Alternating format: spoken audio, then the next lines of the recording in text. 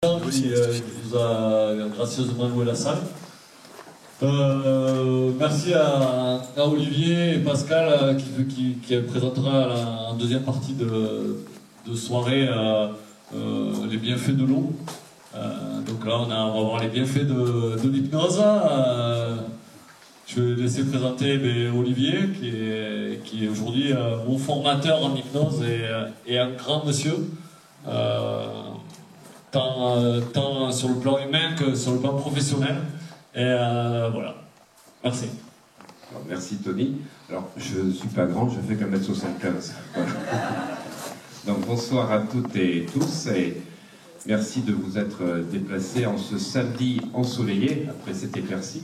Donc, je suis venu avec mon ami de 10 ans, Pascal, avec lequel on travaille sur les sportifs de haut niveau, en particulier au niveau de l'eau. Et il vous fera un petit exposé sur la puissance de l'eau. Et c'est d'autant plus important de parler de l'eau quand on parle d'hypnose, c'est que notre cerveau est composé à 90% d'eau. 70% d'eau dans le corps, 90% dans le cerveau, 97% au niveau des yeux. Voilà, alors nous allons aujourd'hui donc parler des capacités extraordinaires de votre cerveau. Voilà, on a tous un cerveau, mais malheureusement, on ne nous a jamais donné le mode d'emploi du fonctionnement.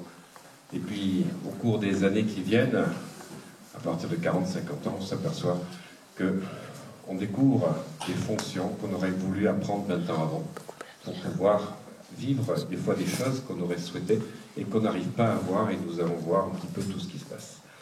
Alors, il y aura une présentation vidéo et j'utiliserai, parce que je préfère une partie aussi un peu script, le paperboard tout à l'heure. Voilà. Donc, nous démarrons avec le fonctionnement du cerveau. Voilà. Donc, c'est dans l'autre sens. Il faudrait quelqu'un. Tu peux Tony, me le faire? Voilà. Parce que sinon, je suis obligé de me... Voilà, donc comment fonctionne l'hypnose? Et pour parler d'hypnose, savoir comment fonctionne l'hypnose, on va découvrir... Il n'y a pas de truc automatique? Non. À la prochaine. L'automatique, il est là. Voilà. Ici, c'est usant. Voilà. Ça dépend comment on l'entend. Donc, l'hypnose fonctionne en utilisant, en fait, le fonctionnement de la boîte noire, donc que nous allons pouvoir passer, décrire un petit peu ce qui se passe dans ce magnifique ordinateur qui est notre cerveau, avec deux hémisphères, l'hémisphère gauche, vous voyez avec plein de chiffres, plein de numéros, qui représentent en fait le fonctionnement logique, analytique du cerveau gauche, et ici des couleurs qui représentent la partie créative du cerveau droit. Alors on parle improprement de cerveau gauche, cerveau droit, on va parler d'hémisphère gauche et d'hémisphère droit, donc suivant. Et surtout de retenir qu'au niveau de notre cerveau, au niveau de l'hémisphère gauche, voilà. Donc il faut que tu prennes ici celui de gauche là. C'est pour ça. Si tu appuies sur celui de droite, c'est pas bon. Donc l'hémisphère gauche, on appuie hémisphère droit. L'hémisphère gauche qui se caractérise par une appellation, on l'appelle le mental, on l'appelle aussi l'ego pour ceux qui font de la méditation. Le mental, l'hémisphère gauche, est représenté en fait dans le cortex. C'est la partie néocortex qui est apparue dans l'évolution ces 10 000 dernières années. Et il a deux caractéristiques, comme je vous le disais, c'est qu'il est logique et il est analytique. L'analyse, et il y a même des champions, c'est l'analyse de l'analyse. Ils analysent même leur analyse. C'est terrible. Et c'est dans la journée plus de 60 000 pensées, continue, 60 000 pensées par jour. Il y a même des études qui montrent 80 000 en moyenne, c'est une moyenne. Donc 60 000 pensées à jour, quand on a 15 heures dans la journée, ça fait 4 000 pensées par heure. Dans une heure, il y a 60 minutes. Dans une minute, il y a 60 secondes. Ça fait 3600 secondes dans une minute, donc une pensée seconde. C'est un petit peu comme si vous aviez le périphérique à Paris et que vous voulez aller à Neuilly et que sur le périphérique, vous avez une voiture toutes les secondes. Vous ne pouvez pas passer de l'autre côté. Là, il faut que le défilement des voitures se ralentisse pour que vous puissiez passer de l'autre côté. Et c'est ce qui arrive quand vous rentrez en relaxation, vous faites la méditation. Ce défilement va ralentir et vous allez passer sur l'hémisphère droit qui, lui, est divisé en deux parties. Il y a le subconscient et il y a l'inconscient. Le subconscient, c'est la partie qui nous intéresse le plus pour l'instant en hypnose. L'inconscient, ça sera dans d'autres techniques. Ce n'est pas forcément ce qu'on va chercher en auto-hypnose. Donc nous allons voir le fonctionnement du subconscient. Il y a deux parties particulières, deux caractéristiques principales. C'est que d'abord, le subconscient est à l'origine de tous vos schémas mentaux et de tous les apprentissages que vous maîtrisez ou que vous avez mis en place. Autrement dit, votre mode de pensée, vos schémas mentaux viennent de votre subconscient et ils fonctionnent en automatique. La deuxième chose, c'est qu'il est responsable de tous les apprentissages. C'est-à-dire quand vous avez appris à conduire, rappelez-vous quand vous apprenez la première leçon, vous êtes en voiture, vous vous asseyez dans l'habitacle et c'est terrible. Il y a 3 pédales et vous avez 2 pieds. Ah ouais, c'est là le problème. Donc vous êtes en train de réfléchir, waouh, l'embrayage, le frein, c'est pied gauche, c'est pied droit. Vous êtes en train de réfléchir. Donc votre première leçon, quand vous êtes dans la voiture, vous êtes en train de réfléchir, de vous concentrer, d'appuyer avec ce pied, de passer avec la main droite, la première ou la seconde, elle est où la seconde, elle est où la troisième. C'est-à-dire que vous êtes en train de travailler avec votre mental. Vous êtes obligé d'être concentré, de faire attention. Et rappelez-vous, la première heure, vous êtes épuisé. Même avant la fin de la première heure, vous êtes fatigué parce que vous êtes obligé d'établir des signaux électriques pour connecter les parties. Vous dites, voilà, je passe là, donc vous êtes en train de connecter dans le cerveau les parties au niveau du bras, puis l'autre au niveau des pieds, donc vous êtes en train de faire des connexions électriques. Et puis, il se passe un miracle, c'est que quelques leçons après, vous conduisez sans réfléchir. En fait, vous êtes passé d'un mode conscient à un mode subconscient. Et tout ce que vous apprenez, tout ce que vous avez appris, quand vous apprenez à faire un lacet, quand vous apprenez à faire une cravate, quand vous apprenez à marcher, quel que soit l'âge auquel vous apprenez, quand vous apprenez l'anglais, vous passez toujours par ce mécanisme et ces étapes de commencer à vous concentrer, à le faire en réfléchissant, jusqu'au moment où les connexions dans les différentes parties du cerveau se sont faites et que vous fonctionnez en automatique. Et c'est ça le subconscient, c'est le pilote automatique. Donc le but en fait c'est d'arriver à ce qu'on appelle un apprentissage qui vous mène vers un automatisme inconscient, ce qu'on appelle la compétence inconsciente. Simplement c'est que les analyses qui ont été faites en neurosciences montrent qu'il faut à peu près 21 jours pour que les synapses soient établies. Les synapses, c'est les connexions entre les neurones, entre un neurone moteur et un neurone sensoriel. Le neurone moteur, c'est celui de l'action. Le neurone sensoriel, c'est celui qui va commander l'action.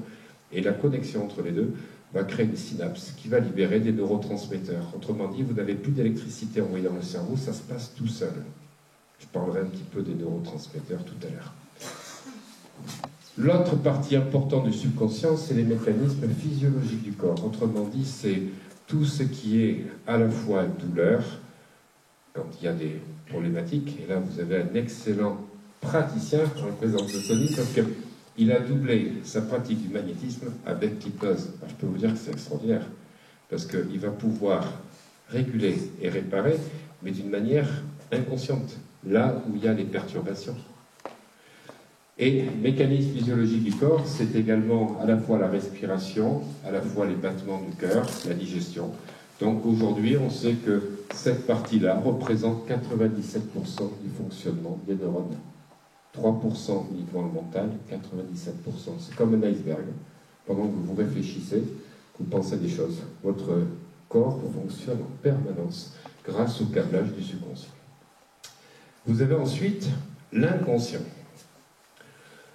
L'inconscient, donc qu'on appelle aussi pour certains, vous connaissez ce nom, le cerveau limbique ou le cerveau émotionnel, c'est la même chose. Il est situé dans le thalamus. On peut appuyer, il va apparaître thalamus. Le subconscient, lui, c'est l'hypothalamus. C'est-à-dire que les deux sont liés, mais c'est deux parties différentes. Et en fait, l'inconscient, c'est les mémoires, les souvenirs, les émotions, les traumatismes. Et autrement dit, si vous avez une perturbation d'un traumatisme inconscient, le problème qu'il y a, c'est que par la connexion qui est entre les deux, vous allez avoir une perturbation du fonctionnement automatique du corps. C'est ce qui explique tous les problèmes psychosomatiques.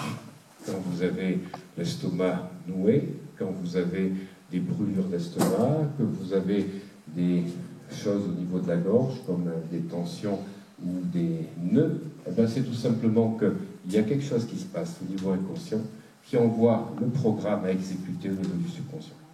Et là, l'hypnose va vous permettre, vous pouvez donc vous adresser à Tony, c'est un excellent maître praticien, il pourra vous expliquer et surtout vous faire des démonstrations. Voilà, donc là c'était pour expliquer un petit peu le fonctionnement.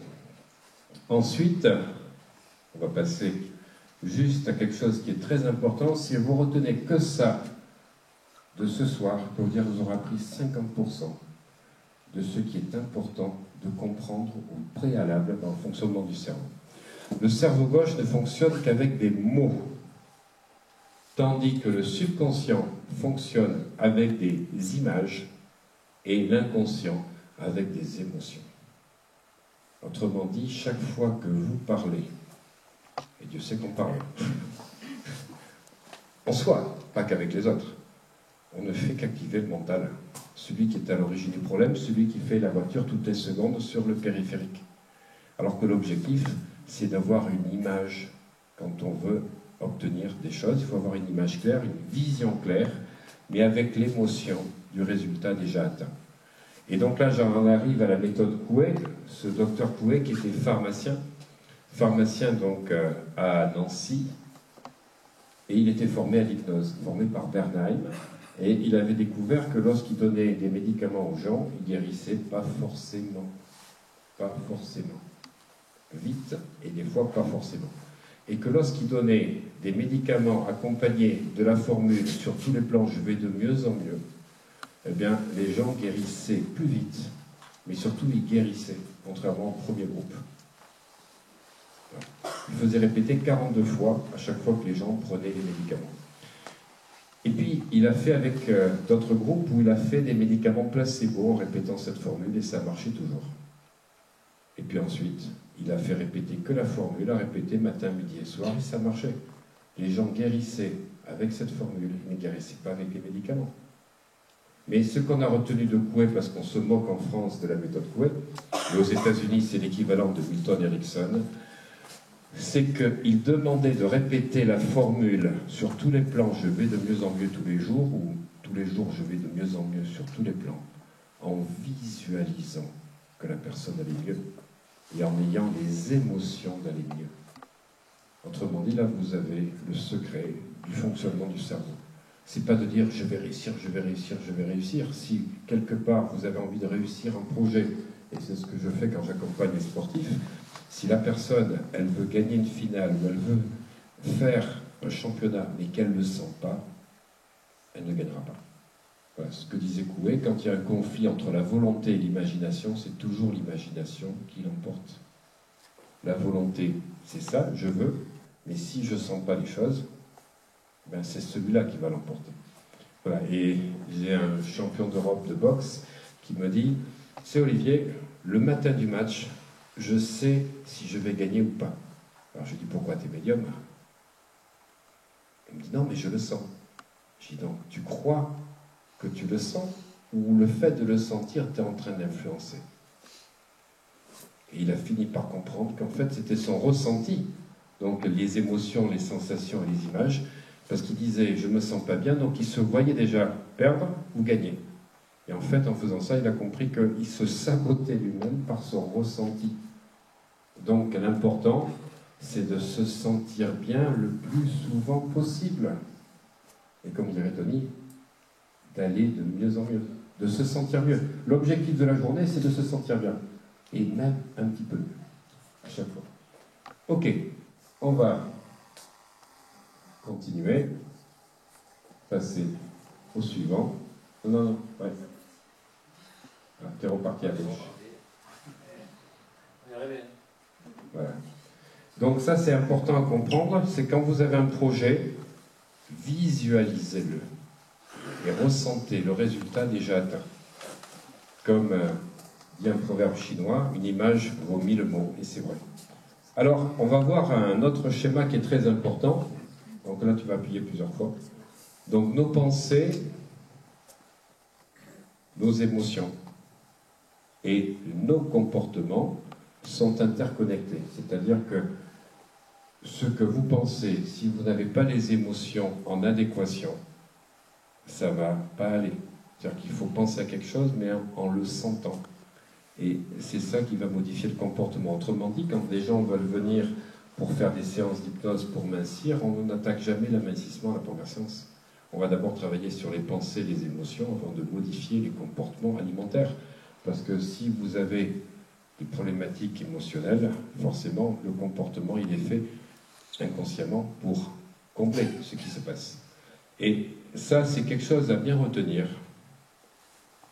Voilà, on va appuyer à nouveau. C'est le fait que les résultats que vous avez dans tous les domaines de votre vie ne sont que les interactions de vos émotions, de vos pensées, de vos comportements. Autrement dit, quel que soit le domaine de vie, vous avez comme résultat ce que vous croyez, ce que vous pensez et ce que vous faites. Mais les émotions, tu peux dire, on le retrouve dans l'inconscient. Pardon, on va aller à gauche. Ouais. On n'a pas complété en fait. Les émotions, c'est l'inconscient. Les pensées, c'est le cortex, le mental. Le comportement, c'est le subconscient. Voilà, nous allons aller slide suivant pour aller maintenant dans les fréquences cérébrales. On a plusieurs fréquences au niveau du cerveau. On a ce qu'on appelle les ondes alpha. Vous avez certainement entendu parler peut-être d'état alpha, d'ondes alpha. Ce sont les ondes de la relaxation. Donc il y a en état